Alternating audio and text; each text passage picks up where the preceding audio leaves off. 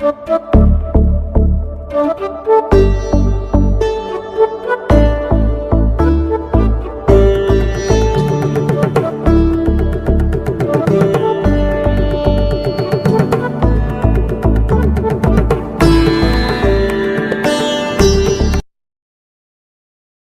नमः। अभी आपने चतुर्थ भाव की विशिष्ट संज्ञाओं के बारे में पढ़ा, त्रिकोण किसे कहते हैं उसको समझा और त्रिकोण किसे कहते हैं उसको आपने समझा। पुनः 17वें श्लोक में जो राशि प्रभेदाध्याय का 17वां श्लोक है, इस श्लोक में भी अन्य भावों की विशेष संज्ञाओं को बताते हैं कि दुश्चिक्य क्या होता है, रंध्र किसे कहते हैं इत्यादि अनेक ऐसे पारिभाषिक शब्द हैं। उनसे किस किस भाव का बोध किया जाता है उसके विषय में आचार्य वराहमिहिर ने बताया है। भाव का अपना एक विशेष महात्म्य होता है, क्योंकि भाव ही वह एक ऐसा स्थान है जहाँ पर संपूर्ण विश्व के समस्त प्रकार के सुख दुख, यश अपयश, मान सम्मान इत्यादि जितने भी विषय होते हैं उन सभी का विशेष परिज्ञान किया जाता है। इसलिए द्वादश भावों के नाम और उनके विशेष संज्ञाओं से आपको भलीभांति अवश्य परिचित होना ही चाहिए। जब तक आप भावों का विशेष परिज्ञान नहीं कर लेते हैं तब तक यह आप करने में समर्थ नहीं हो पाएंगे कि अमुक जातक के अमुक विषय वस्तु का परिज्ञान कौन से भाव से करना चाहिए। तो इसलिए द्वादश भावों की विवेचना आपको स्पष्ट प्रकार से आनी चाहिए। आचार्य वराहमिहिर ने इस श्लोक में अन्य संज्ञाओं के बारे में बताया है। आप वह श्लोक देखें, उसके अन्वय को समझने का प्रयास करें, उसकी संस्कृत व्याख्या देखें और उसके हिंदी भावार्थ को भी समझने का प्रयास करें। जैसा कि आचार्य वराहमिहिर कहते हैं, धीहि पंचमं तृतीयं दुश्चिक्यं सप्तमं तु यामित्रं द्यूनं द्यूनं च तद्वच्छिद्रमष्टमं द्वादशं ऋषभम्। यह हुआ मूल पाठ। इसके अन्वय को आप देखें। पंचमं धीहि, तृतीयं दुश्चिक्यं, सप्तमं तु यामित्रं भवति, तद्वत् द्यूनं द्यूनं च अष्टमं छिद्रं द्वादशं ऋषभं भवति। यह हुआ इसका अन्वय। इसकी आप संस्कृत व्याख्या देखें। पंचमम अर्थात पंचम भावस्य धीहि धीहि संज्ञा भवति। तृतीयम अर्थात तृतीय भावस्य दुश्चिक्यम दुश्चिक्य संज्ञा भवति। सप्तमं सप्तम भावस्य तु अपि यामित्रं यामित्रं संज्ञा भवति। तद्वत् तेन प्रकारेण द्यूनं द्यूनं द्यूनं द्यूनं च तथा भवति। अष्टमं अष्टम भावस्य छिद्रं छिद्रं संज्ञा भवति। द्वादशं द्वादश भावस्य ऋषभं ऋषभं संज्ञा भवति। यह हुई इस श्लोक की संस्कृत व्याख्या। अब आप इसके हिंदी अर्थ को समझने का प्रयास करें। भावों की विशेष संज्ञाओं को इसमें बताया गया है कि किस भाव को किस संज्ञा से आपको समझना चाहिए। इस विषय में कहते हैं कि पंचम भाव को धीहि इस संज्ञा से समझना चाहिए। धीहि शब्द का वास्तविक अर्थ होता है बुद्धि या बुद्धिमान।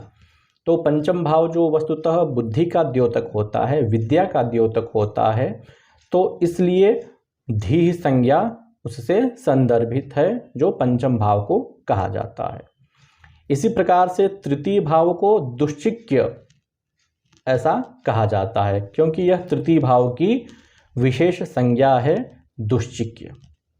पुनः सप्तम भाव को यामित्र से भी बोधित किया जाता है, द्यून शब्द से भी बोधित किया जाता है और द्यून शब्द से भी इसे बोधित किया जाता है। इन दोनों में केवल ह्रस्व उकार और दीर्घ उकार का ही अंतर है। दोनों का भावार्थ सप्तम भाव ही है। यदि ह्रस्व उकार वाला द्यून लिखा हो या दीर्घ उकार वाला द्यून लिखा हो तो उससे आपको सप्तम भाव ही समझना चाहिए। तो सप्तम भाव की यामित्र संज्ञा, द्यून संज्ञा होती है। इस प्रकार से अष्टम भाव की छिद्र संज्ञा होती है और इसी प्रकार से द्वादश भाव अर्थात 12वें स्थान की ऋषभ संज्ञा होती है। आप इस आरेख के माध्यम से 12 भावों की संज्ञाओं को समझने का प्रयास करें। जैसा कि यह आरेख आपके सामने प्रस्तुत है, इसमें आप देख सकते हैं 12 खाने वाला या 12 बॉक्स वाला एक जन्म कुंडली आपके समक्ष निर्मित की गई है। इसमें प्रथम भाव, द्वितीय भाव, चतुर्थ भाव, षष्ठ भाव, नवम, दशम और एकादश भाव शून्य है, अर्थात उनके विषय में इस श्लोक में नहीं कहा गया है। तो सर्वप्रथम हम देखते हैं तृतीय भाव, जिससे भाई का विचार, पराक्रम का विचार किया जाता है, जैसा आपने पूर्व पाठों में पढ़ा। तो तृतीय भाव को दुश्चिक के नाम से भी समझा जाता है। यदि आगे के श्लोकों में दुश्चिक के ऐसा पद प्रयोग होता है तो उससे आपको समझ लेना चाहिए कि वहाँ पर वह तृतीय भाव की चर्चा कर रहे हैं या तृतीय भाव से संबंधित विषय वस्तु को बताने का आचार्य प्रयास कर रहे हैं। इसी प्रकार से पंचम भाव को धीः कहा जाता है। जैसा कि हमने बताया, धीः शब्द का अर्थ होता है बुद्धि। तो पंचम भाव विशेष रूप से बुद्धि का विचार होता है, पंचम भाव से विद्या का विचार होता है और प्रवीणता का विचार होता है। सप्तम भाव जो मुख्य रूप से भार्या का होता है, पत्नी का होता है, जीवन संगिनी का होता है, अनेक विषय वस्तुओं का विचार सप्तम भाव से करते हैं। तो उसके अन्य पर्यायवाची शब्द हैं या मित्रम, द्यून और द्यून, अर्थात इन तीनों से सप्तम भाव का बोध समझना चाहिए। यदि अन्य कहीं श्लोकों पर यामित्र शब्द या द्यून शब्द अथवा द्यून शब्द का प्रयोग होता है तो उससे आप सप्तम भाव का बोध समझें। इसी प्रकार से अष्टम भाव को छिद्र संज्ञा से बोधित किया गया है। अष्टम भाव जन्म कुंडली में जो एक प्रकार से अशुभ भाव समझा जाता है उसको छिद्र शब्द से भी बोधित किया जाता है। छिद्र का अर्थ होता है खाली होना, मतलब अष्टम भाव एक ऐसा स्थान है जो रिक्त कर देता है जीवन के समस्त प्रकार के सुख को, उन्नति को, भाग्य को, इन सबको वह बहुत हद तक प्रभावित करता है। तो छिद्र शब्द से आपको अष्टम भाव समझना चाहिए। इसी प्रकार से द्वादश भाव भी जन्म कुंडली में यदि कहा जाए तो 12वां जो घर होता है वह भी अशुभ ही समझा जाता है, तो उसकी एक विशेष संज्ञा होती है ऋषभ।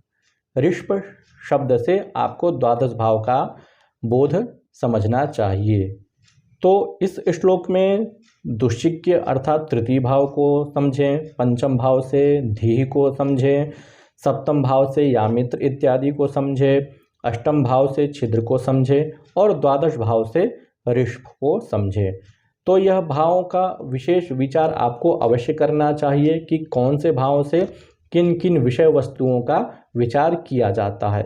यदि आप जन्म कुंडली में 12 भावों का विशेष रूप से अध्ययन कर लेंगे, मतलब किस भाव से कौन कौन से विषय विचार किए जाते हैं, इस गूढ़ विषय को यदि आप समझ लेंगे तो फलादेश करने में बहुत स्तर तक आप जो है सफल होने में समर्थ हो पाएंगे।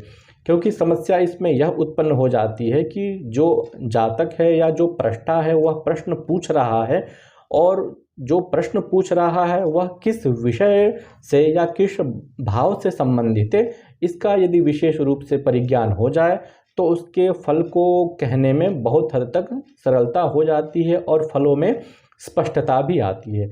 तो इसलिए भावों के विविध नामों को आपको अवश्य समझना चाहिए, तभी आप फलादेश करने में या फिर यह ग्रंथ समझने में पारंगत हो सकेंगे।